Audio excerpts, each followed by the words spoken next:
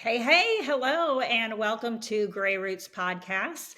This is Alicia Warnicki. I am one of your hosts today, and today we have a special treat. We are going to be learning and getting to know Kari Oakley-Miller. I have known Kari for over 25 years. I can't even believe it's been that long. We first met when we were both pregnant with our third babies in our mid 20s or so, I think. And she has always been someone that I have wanted to emulate. She is the person who is always speaking truth into my life, whether I like it or not. And sometimes I don't like it, but I do like that she does that because it makes me better. Y'all get you some friends that speak truth to you, regardless of whether you're going to like it or not. So without further ado, I'm going to give it to Kathy to let us get to know Kari. Take it away, Yay. ladies.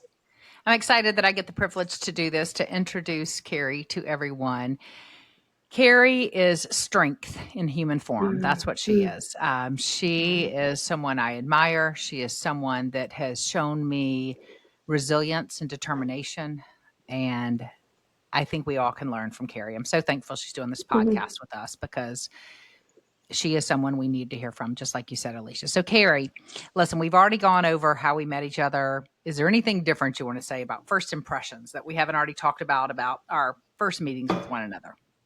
We have so much to talk about, so I'll skip over that if you've already done it. I think we've covered that, how we all met in those stories. So let's move on. I think we all agree that you look like a child bride, and you were. Okay. Well, just so that we didn't. What was the age difference between you and Kurt? Just because people might be wondering. It was 7 years. Yeah. Oh, it felt like 25 back then. It my was husband's 8 years older than me, but back then I thought he was your daddy. Yeah. Not gonna lie. Okay. Kari, you too. It's interesting. None of us have a traditional story of how we became a mother. Traditional. Yeah. I love that. Because I think, right, it's not that traditional to be traditional. So, No. Kari, why don't you tell us kind of how you became a mother and how your story started into motherhood? Ooh, okay. We're going to just jump right in, the deep Jump end. right in, girl. Here we go. Yeah, so before I became a mother, I did not grow up in a Christian home. I didn't know any of that. Didn't go to church. And so I was a partier. I got class partier in my high school. Yeah, you did. My parents were funny to me. proud. Yay. Proud of my daughter. So I like to have a lot of fun. So I went off to college, and that's just because that's where my sister was, not because I was interested in this certain degree or anything, but that's where she was. And so I followed her there and just had so much fun. And one day I had too much fun and I found myself pregnant. And this one day, and this is actually the story of my becoming a parent as well as my faith walk too. And this is where that began, where I was laying in my college dorm room, just so scared, 20 years old. What am I going to do? Honestly, this is going to wreck some of the fun that I've been having. And really was contemplating different options.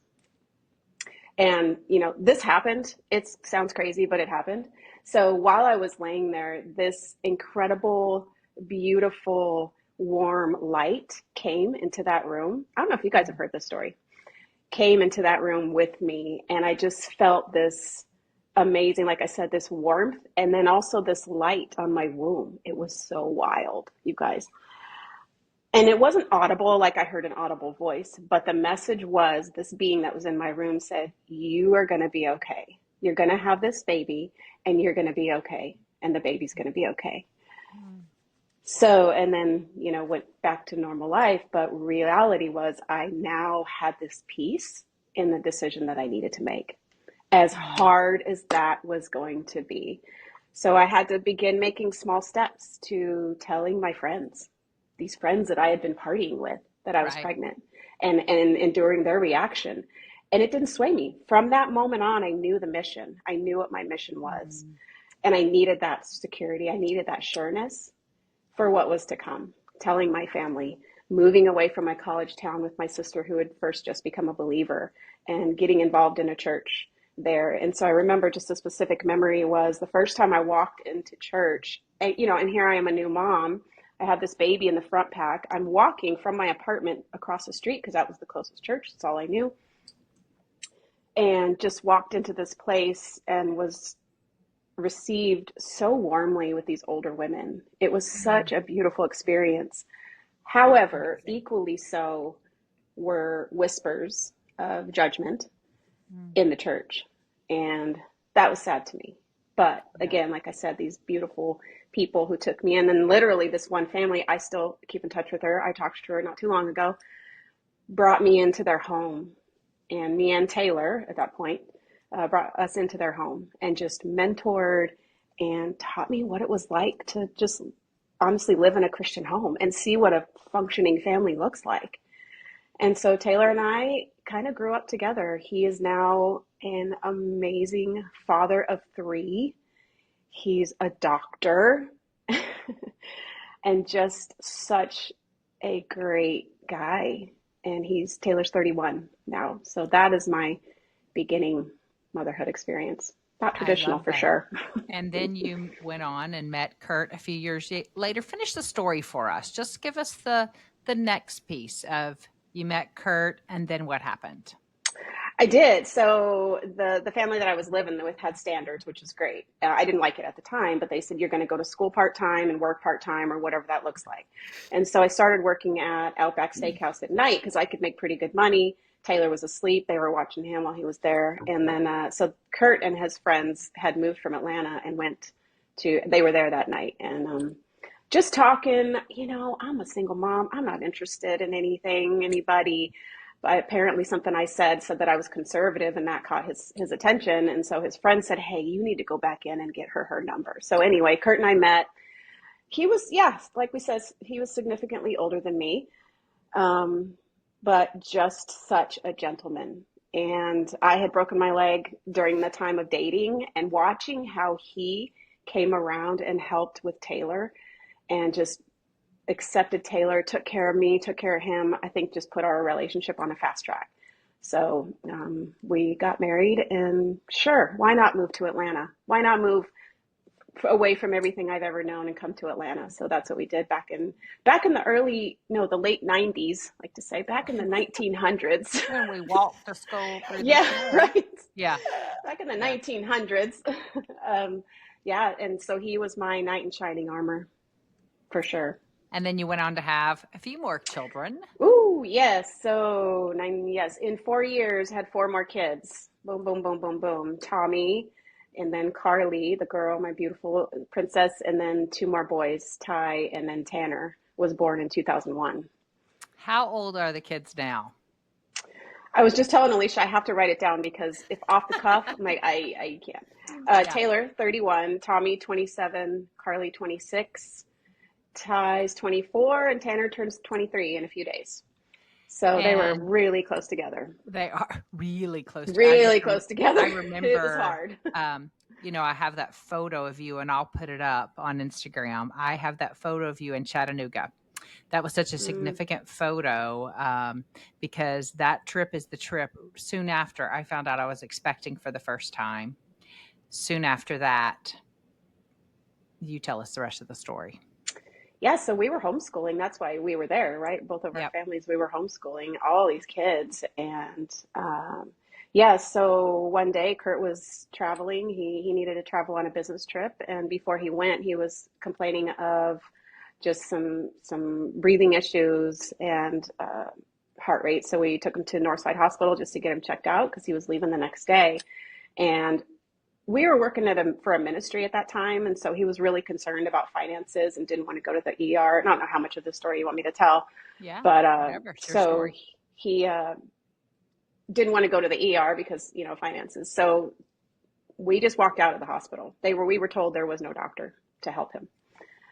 So we walked out thinking it was just a cold. He would get sick every now and then when something major was going on. In fact, he got sick in the hospital when I was pregnant, having babies. So I had to walk myself down to get him medication after just having a baby. So it wasn't a thing that we were too concerned about. But it ended up, he had a pulmonary embolism. And 3 days after flying to Colorado, we got the call in the morning that he had passed away. And that was a call that nobody wants to get. In fact, I thought it was a joke. are you kidding me? I have 5 kids. I have 5 kids. Like, I kept wanting for them to say, oh, or, this isn't actually true, but that's not what happened. So And I think you were, what, 29 at the time? I was 30. Yeah. Mm-hmm. Okay. I was 30. Yeah. The kids were 10, 6, 5, 3, and 2. Yeah. I'm sure Alicia, I mean, I know I remember that phone call. I was in West Virginia speaking at an event. And again, I was feeling nauseous from being pregnant with Sarah. And I remember landing, not feeling well. And we're really going to date us. I had a flip phone. So I had all these missed calls from a mutual friend, Stephanie. I remember all these missed calls. And I too just couldn't believe it. But what I remember the most, Kari, is how much I love you. Gosh, I'm the crier.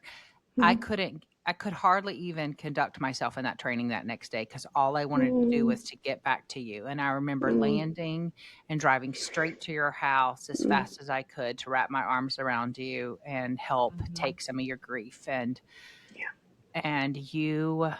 I just can still remember your shock and you sitting there with those 5 babies. But I know Alicia, you tell it. How do you remember that part of her story? Wow. Yeah. So I was actually in Kroger, grocery shopping, and I got a call from Jeff, my husband. He said, "Hey," another mutual friend, Casey, said, called him and said, "Hey, I just got a call that Kurt Oakley died. Have you heard anything about that?" So of course Jeff called me, and I'm like, no, that can't be right. Like, I mean, I would have heard something, right? And so I immediately called Kari and thinking the same thing, like, Rumorville, something's Right. going on, not right. And then she gets on the phone and she just like, I just remember her voice, like just sobbing, saying, "Alicia." I was like, oh my gosh, like, did Kurt die? She's like, yes, yes. And I remember having pickles in my hand. It's funny the things that you remember. Yeah. And all I can think of, and a cart full of groceries. And I'm like, what do you need? What do you need? Like, I'm coming over right now. And I put the pickles back on the shelf. I left the cart. I grabbed like a whole armful of Kleenex and left Kroger and went right over.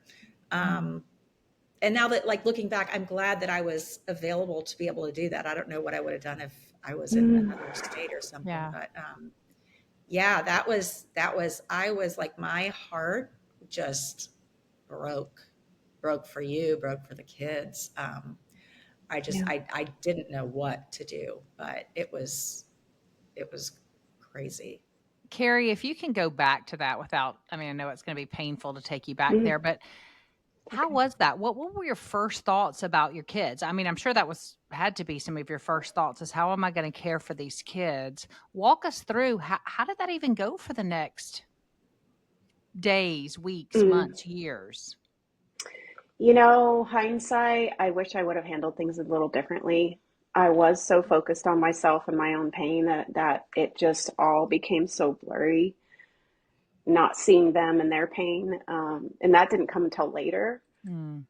But in that moment, I wish I could have had more. And, you wish, but of course, had more hindsight to sit them down and say, here's what happened, which I did. And it was blah, blah, so overwhelming that the body just shuts down. Yeah. And I'm just not even going through the motions. You guys had to help me. You guys had to feed me. A friend said, you don't look good in your eyes. I'm going to take you to my house and you're going to stay with me for a day or two. I can do that.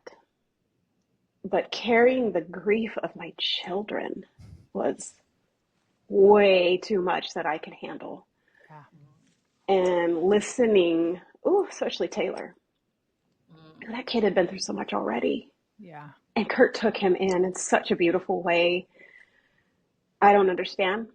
I won't understand till we get to heaven. So hearing them cry at night and just seeing their pain was too much. And that's where the faith came in, like, God, I can't do this. Yeah. And over again, I will be a father to the fatherless. Okay.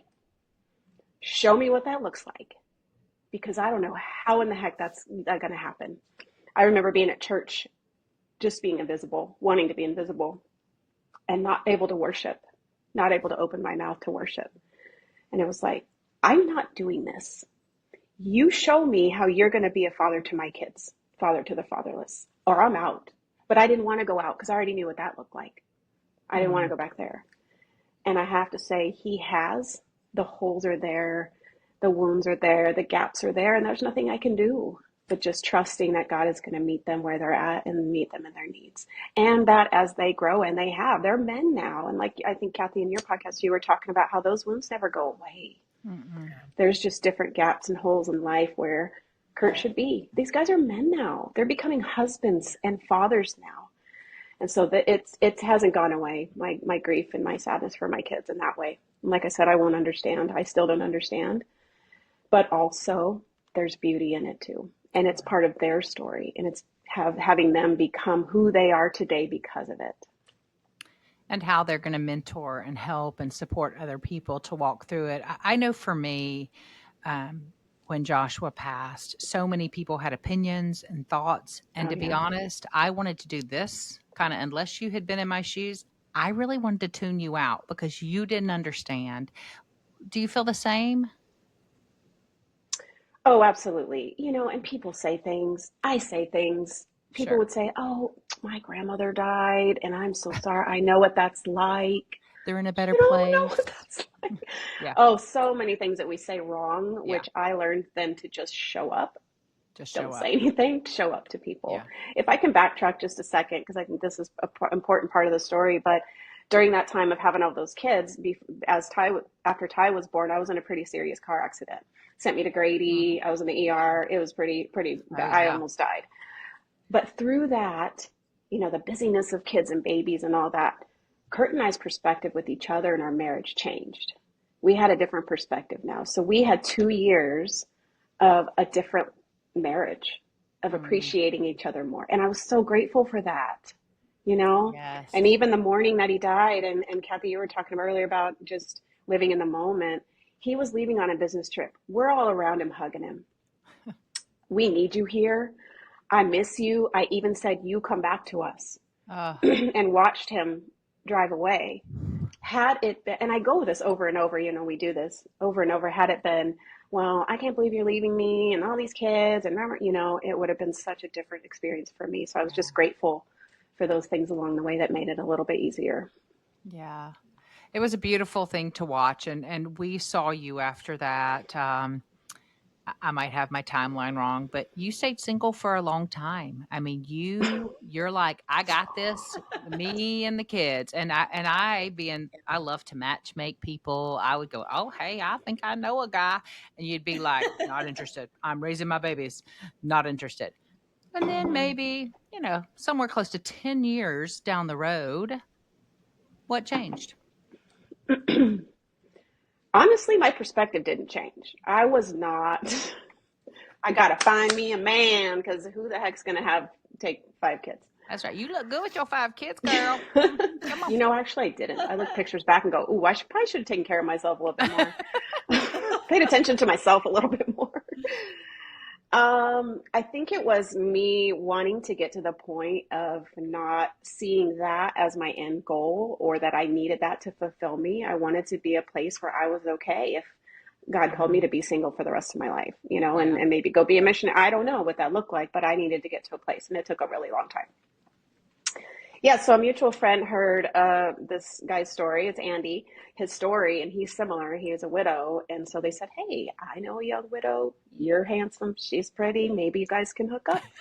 And I really wasn't interested. When he first got in touch with me, emailed me, I sent him to a support group. Like, here you go. Here's a men's support group. Bye. Not interested. It was too risky. It's too risky for me. And I even actually talked to a counselor, and he said, worst case scenario, he dies too, and you're going to be okay. So I was like, oh, that's a different perspective. Morbid, but okay. Yeah. Okay. I ask a question real quick. What part of that felt risky to you? Was it that you could have a relationship that you would lose again, or having somebody else come in and mess up your parenting and like your goal of raising your kids? What part of that felt risky to you? Great question. Yeah, loving and losing. Kurt was Mhm. special. He was special. Loving again and losing. Because nobody gonna come in and tell me how to raise my kids anymore. Like, no, nobody's gonna be doing that. Which is not true. But yeah, that's what it was. I was scared. My heart, my heart couldn't take it. Yeah. Well, and having known you for a long time, that makes sense. I didn't share this. I'll share it right in this moment because I remember we started meeting weekly for kind of just getting together encouragement. And we met at a coffee shop. And the very first time I met you, like in that way, you sat down and you said, "Hey, I just want to let you know, one day I'm not going to show up. I mean, and it will be the end of our friendship because I will just be done and you should just be prepared right off the bat. 'Cause that's what I do. I'm just not going to show up." So that was 25 years ago. And look where Yeah, you are. here we are. Here we Yeah. are. So you can Can I overcome add? that. Yes. Can I add to And you that, did, Kathy? right? Not only with me, with Andy, you guys are now married, and that brought an additional 4 children into your Hmm. family. So now you Hmm. are mom to 5, bonus mom to 4, which Poor. makes 9 if you're doing your math. Hmm. And you still, how many do you still have at home? Just one, Andrew. He's 15. He's a sophomore. Crazy. Hmm. Yeah, moving him on up. And he was just a baby He was. when He you was met, 2. Hmm. right? So he had lost his mom, I think, shortly after birth, if I Hmm. remember that story. Tell me, let's move on to our grands, okay? So unless you feel like there's more to that story you want to share, Oh, there's so much, but there is so much. we're I know just doing the skeleton now. Yeah. we could do like whole podcasts just on Hmm. our stories, I feel like, because we all have such deep stories, so many things. So not to dismiss that, but you do Hmm. have some grands that are pretty grand. I love watching your videos. If you don't follow Carrie on Instagram, please do because she posts some of the most magnificent videos of her interactions with her grandbabies. Tell us about them. Oh, it's so amazing. All the things that people say about grandparenting. I was like, okay, yeah, yeah. No, no, it's real. It's true. It's so amazing. So Taylor and Kayla got married young. They were 20 when they got married. And so they have Millie, who's 6, and Hank, who's 2. And then just had a recent one, Cal. He's about a month old now. And then Carly, my daughter, she had Roy back in October. So he's 10 months now. And she's pregnant with her second. Uh, So you Yeah. have something Alicia and I don't have. We don't have, well, Alicia has no daughter, so this won't happen for her, but I do have 2 daughters, so it might happen for me. But we only have the daughter-in-law perspective, but Mhm. you also bring the daughter perspective. So that's going to help so much in these conversations. Have you seen a difference just between your daughter having a child already and then your son having kids? Is there a difference? We hear that. Oh, absolutely. And I think our family anyway, we were in the trenches together, so that tightened us even further. And then Carly having only brothers, and then it was just her and I because I Right. didn't have a spouse, so we're pretty close. Yeah. And I'm her person, and a lot of times she's my person too, whether that's healthy or not. But that's just the way it is. And so she's like, Mom, tell me all the things. Tell me Right. all the Yes. I things. love that. Whereas Kayla, she has a great family. Her mom is amazing. Her and I are friends, and she has that support already. So she doesn't need that from me. Right. It's just different, and she has her people. So it is different. And then, like I said, Carly's just kind of like, Mom, tell me all the things. Where with Kayla, I'm kind of like, she knows she's great. She's good. And so Mm. I come in wherever she asks me to. Where Yeah. Carly, I can say, girl, like, no, don't. She'll be like, oh, okay. Right. Yeah. I And then it imagine was that's so, how it would be. yeah. I love And just addressing a son-in-law. So because there's not Kurt's not here, there's not a dad here with Benjo when he was first dating Carly because he's 6 years older than her. And she's like, Mom, you can't say anything. You're right. I can't. And so I took Benjo out to coffee and we sat and I was like, I don't want to be doing this, but I have to. So he and I, not that I don't want to be doing it, but I wish Kurt was here. So Yeah. he and I went out to coffee and just talked to him. What are your intentions? She's a precious, priceless person to me. And she's a treasure. And so what are your intentions and who are you? Tell me what you like. So anyway, we had to kind of do a get to know you. And I think that was really good for he and I. And then he knew where I stood with her because That's he awesome. also stood that way with her too. So we're kind of in agreement with it. That's So so that's good. been really good. Just spending that time with him. Just because he's a guy doesn't mean I don't be as intentional with him. Yeah, and we have talked about daughter-in-laws, but son-in-laws too. I mean, we have got to figure out a way to grow those relationships and those bonds, because really when our family grows by whoever joins it, they really are a true addition. I mean, we need to be intentional about bringing them into the fold so that it's not like, okay, you guys were here from the beginning and then we added these people. The hope is that we just become this bigger and stronger and more loving and intentional family with each other. So I think you do that well. So let's talk about, do you have a favorite phase that you've been through in motherhood, or is there something that you're like, oh, this was my favorite? Oh, that's hard because I loved when my kids were little. It was Mm, so much fun. I loved being out in the backyard with them, kicking the ball, throwing. I just loved being with. We had so much fun together. They're hilarious. they are Middle school hilarious. years, hard. It was Mm, hard, but also watching them become who they wanted to be and what things they were interested in was really fun to watch too, although it was hard in middle school because boys go through it too, just like girls do. they do. And then high school wasn't my favorite. And then, so I think, and now watching them, so I think what I'm saying is that I was in the moment with them and I loved being whatever stage they're at, some more than others. Now it's so incredible.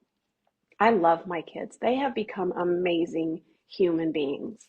And to watch them, knowing where they came from, knowing what they've been through, knowing the struggles, going through Christian school and all of that, and navigating that life to who they are now and the choices that they have made in spouses and significant others has just been such a beautiful thing to watch.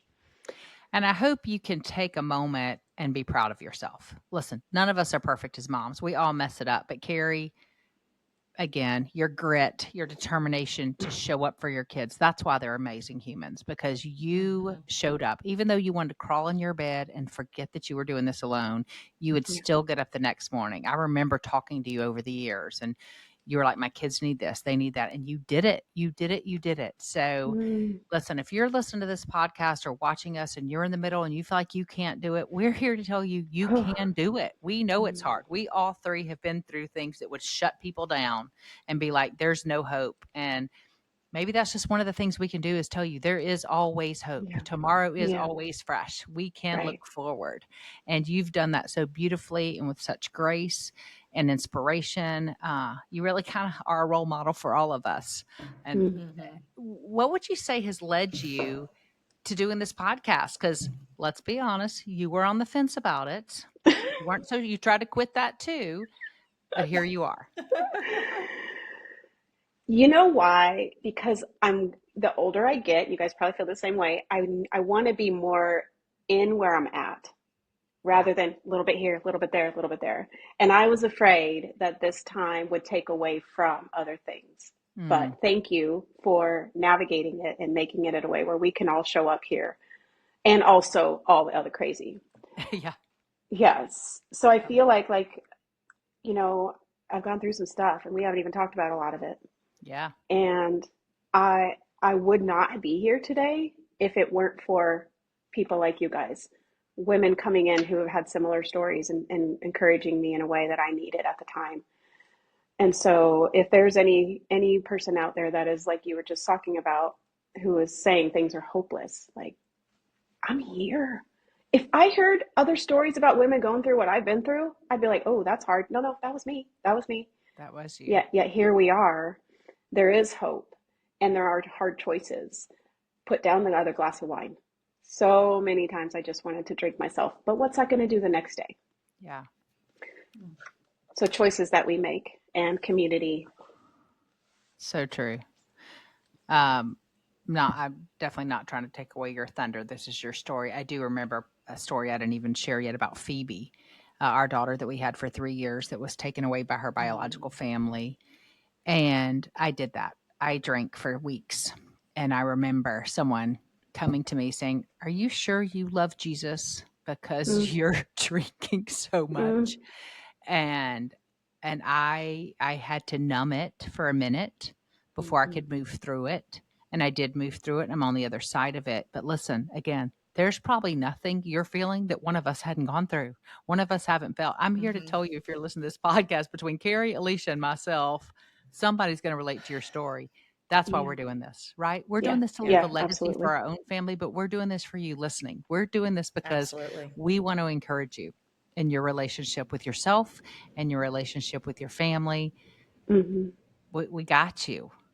Kari, is there anything else? We're about to wrap up. Or Alicia, actually, I'm going to stop you, Kari. Alicia, is there anything else you want to share about our darling Kari who inspires us?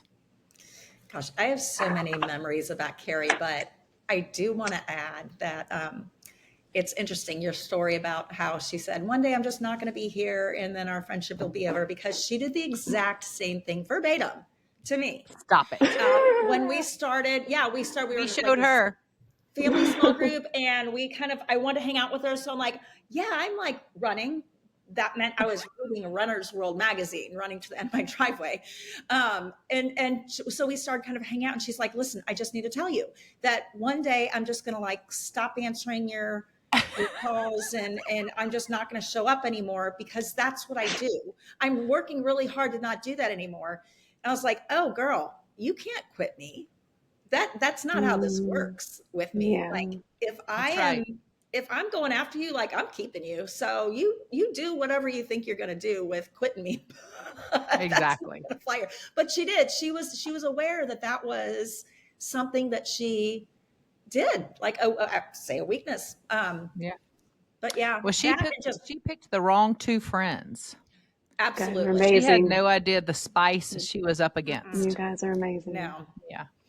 No. But We're not just letting you leave us. watching her grow, and our lives just pass over. Interesting story. Her husband, Andy, that she's now married to, that was the widower, he and his wife lived in our neighborhood. For years, I just didn't know that's who he was. That's crazy. Yeah. So it was kind of Small funny. world. Yeah. Kari, you are a treasure. It is just such an honor to be your friend. It's an honor to watch you and your story. It is one that has inspired truly. I mean, so many people who know your story and how you came through it and how you're still growing today. You're still not done. Your story is still hard at times, beautiful at times, like all of us. But this podcast would not be the same without you. Well, thanks, you guys. You're amazing. Thanks, you guys. Next week, we're diving into it. Enough about us. We're going to start talking about these hard conversations. Probably something you're going to want to hear. Tune in. Thanks for listening.